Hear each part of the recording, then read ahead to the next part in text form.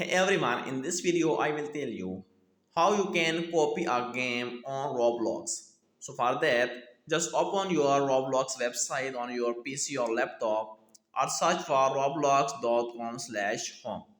When you cite this and open this website, here in search option just write uncopy logged and write and search this. When you cite this, you will have all the games that can be copied.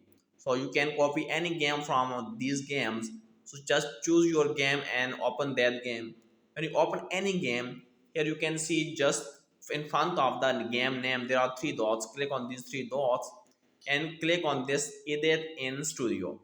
When you click on this, now if you have installed studio then it will be open, but if you have not installed studio then it will give you an option download studio.